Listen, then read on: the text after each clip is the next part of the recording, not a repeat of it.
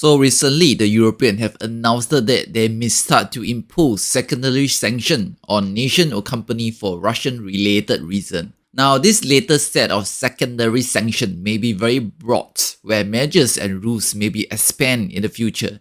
It is kind of designed to prevent nation and company from kind of helping Russia in her war-related industry, or maybe to simply cut off Russian access to foreign currency and money, and to make it difficult for Russia to continue her war in Ukraine. I think by now we all know that's the main reason why Russian economy is able to survive under the Western massive sanctions is that China, India, and many other nations are still buying huge amount of oil, gas, and other commodities from Russia. And Russia is quick turning into using China yuan in most of her international trade as she tries to reduce her dependency on the US dollar and Euro dollar.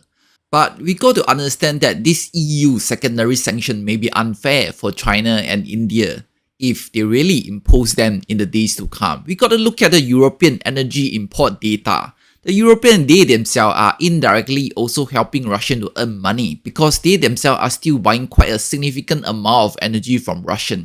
In 2023, Russian gas still account for around 15% of the EU total gas import. For oil, around 35 million barrels of Russian oil are bought by this European. So is the EU going to double standard over here?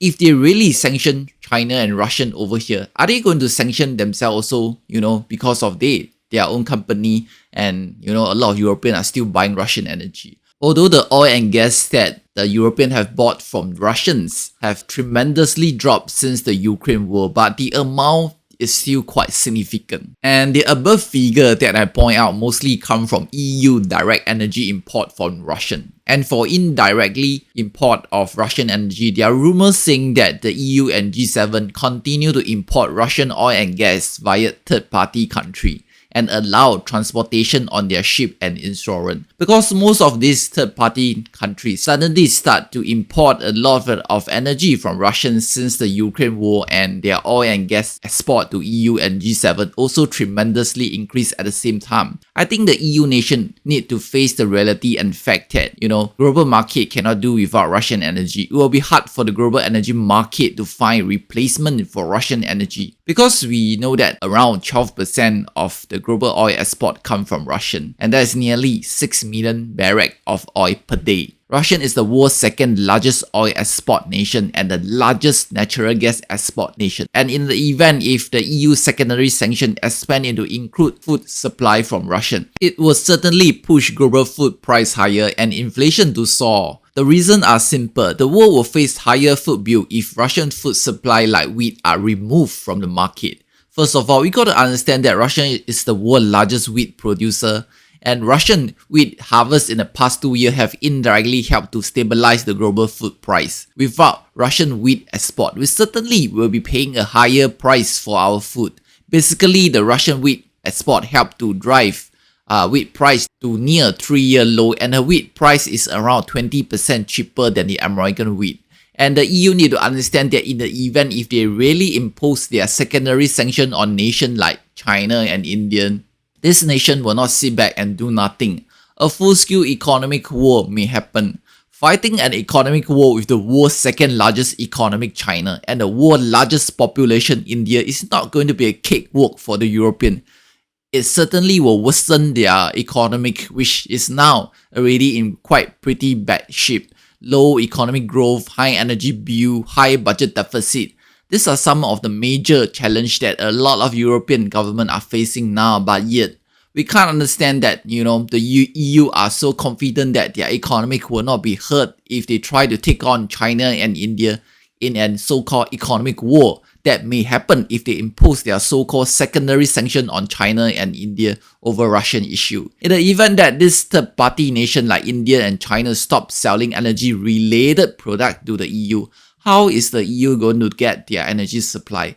Are they going to buy from the American who happen to earn tons of money from selling them heavily marketed LNG gas in the initial stage of the Ukraine war? We all know that in the initial stage of losing access to the Russian pipe gas in 2022, some American LNG sellers are earning around $100 to $200 million of profit per shipment of gas to the EU.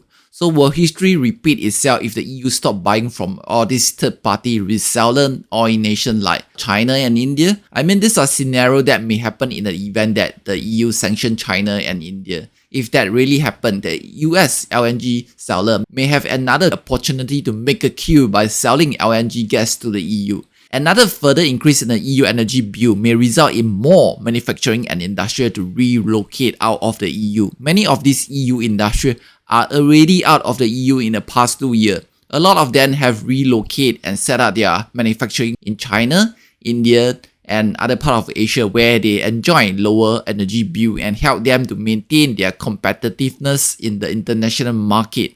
And there's a report saying that at least 2 out of 3 German companies have at least moved part of their operation abroad due to the German ongoing high energy bill, the result of losing cheap Russian pipe gas.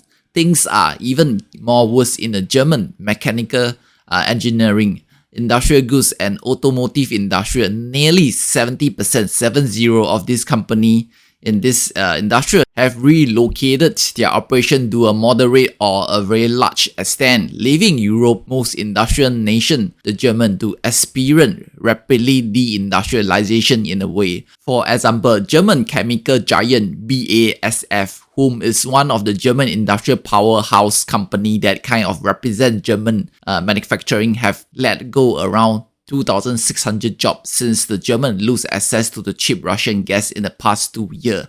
High energy costs may have contributed to BASF sales to drop by more than 20% in 2023 and profit to drop by around 60% in 2023. And recently, BASF have announced some cost-saving effort and plan that may lead to more job loss. So basically, the high energy costs that arise after losing access to the cheap Russian pipe gas since 2022 have resulted in many German companies unable to compete on the world stage. Across Europe, most European nations are also facing the same issue. And to make things worse, their so-called closer ally, the American, launched the Inflation Reduction Act last year. And this legislation kind of gives, subsidize and encourage many EU industrial and businesses to relocate to the American. And that will benefit the American economic at the expense of the European economic. Moreover, due to most Europeans citing Israel in the initial stage of the Gaza war, in the event that the Europeans need energy supply from Middle East to kind of replace